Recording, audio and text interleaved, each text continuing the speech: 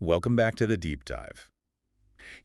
Based on the articles you sent over, I'm sensing you're pretty curious about cryptocurrency. Yeah, it's certainly a hot topic. It really is. So today, we're doing a deep dive into the world of cryptocurrency. But before going to the full video, looking to boost your online security and streamline your work? Meet GoLogin, the ultimate tool for managing multiple accounts effortlessly. GoLogin is the best browser for multi-accounting. With GoLogin, you can protect your privacy and handle tasks like digital marketing, data collection, and testing in secure, isolated browser environments. Whether you're working remotely, managing multiple social media profiles, or running ad campaigns, GoLogin has you covered. So why wait? Take control of your online presence and sign up for GoLogin today. Experience seamless browsing with safety and ease. Now, back to the topic. Think of it like our mission is to kind of cut through all the noise and figure out what cryptocurrency actually is. Definitely. We'll explore different types, even touch on how to buy it if you're interested. But the big question we're going to tackle is this something you, the listener, should even consider exploring further? We'll weigh the pros and cons. Loot the risks. Hopefully leave you with a much clearer picture of this revolutionary technology. Okay, let's dive in. First things first, what is cryptocurrency? I feel like I hear about Bitcoin all the time, but I honestly still don't totally get what it actually is. You're not alone in that. A lot of people feel that way. Basically, it's a digital form of money secured by cryptography, Okay. which basically means it's really, really hard to counterfeit or double spend. So it's like instead of physical dollars, it's digital tokens that you can't just copy. Yeah, exactly. Now, most of these cryptocurrencies actually run on something called blockchain technology. Blockchain. I've heard that term thrown around. You probably have. Imagine like a giant digital ledger, kind of like a massive spreadsheet that keeps track of every single transaction.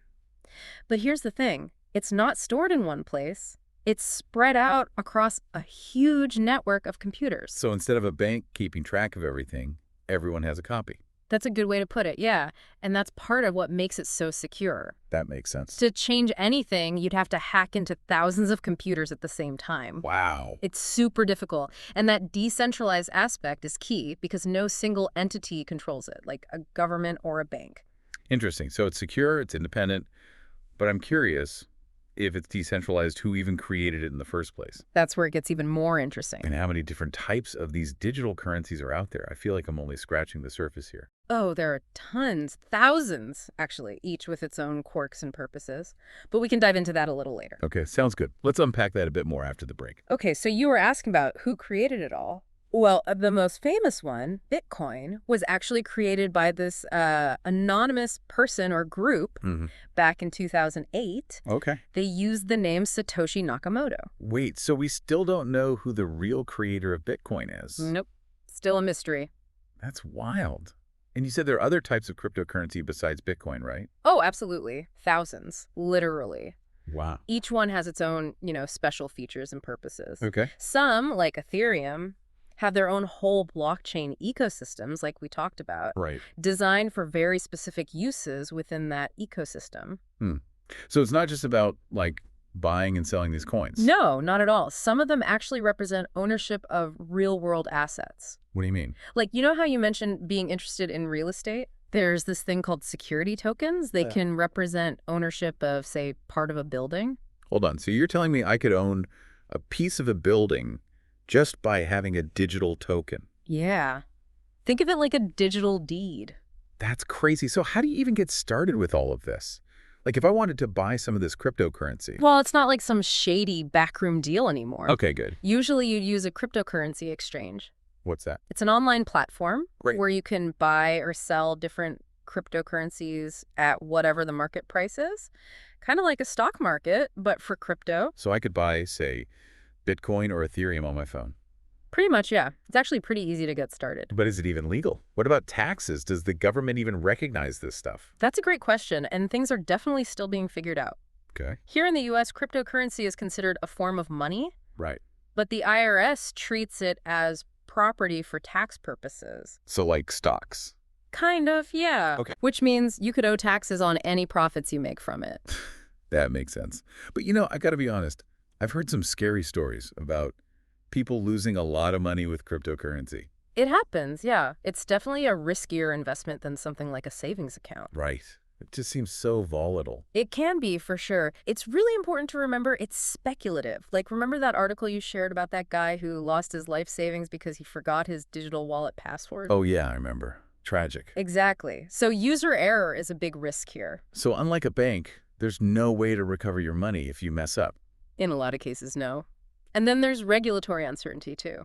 Mean. Well, the laws around crypto are still developing, and those changes can definitely impact the value of your investments. So it's kind of like the Wild West out there. Uh-huh. Yeah, you could say that. Mhm. And there are risks of scams and hacks, too. Like, we've seen some big cryptocurrency exchanges get hacked. Really? Yeah, and users have lost millions. This all sounds a little overwhelming. It's not for everyone, that's for sure. Maybe I'll just stick to my savings account for now. That's a safe bet. But before you completely write off cryptocurrency, it's important to consider the potential benefits, too. Okay, what are those? Why are people so drawn to it, even with all these risks? Well, remember that whole decentralization thing we talked about? That's a huge appeal for a lot of people. Okay. It takes power away from the big institutions, puts it back in the hands of individuals. I could see how that would be attractive. And because transactions happen directly between people, they can be much faster and cheaper than traditional ways, Really? especially for sending money across borders. Think about those hefty wire transfer fees. Yeah, I hate those. Cryptocurrency could potentially get rid of those fees entirely. That's a big plus. But to play devil's advocate here, we do have to acknowledge the downsides too, right? Absolutely. It's all about balance. What else should people watch out for? Well, one thing is the potential for criminal activity. Oh, right. I've heard about that. Because it offers a certain level of anonymity, it can be used for things like money laundering. Makes sense. And you mentioned you were worried about the environmental impact, right? Yeah. Mining some cryptocurrencies uses a ton of energy. It's true. Some, like Bitcoin, require a lot of computer power, which means a lot of energy consumption. So not exactly eco-friendly then. It's a legitimate concern. There are more energy-efficient cryptocurrencies out there, but it's a big debate. And I guess even though the ideal is a decentralized system, a lot of the cryptocurrency is actually held by just a few big players. Yeah, it's not as egalitarian as it may seem. Interesting. And of course, there are those wild price swings. Oh yeah, those are hard to ignore. Bitcoin's value goes up and down like crazy. It's definitely a roller coaster. Not for the faint of heart. It sounds like there's a lot to think about before jumping into cryptocurrency. Definitely not a get-rich-quick scheme. Well, thanks for breaking all of this down for me. It's been really informative. You got it. Glad it was helpful. Any final thoughts before we wrap things up?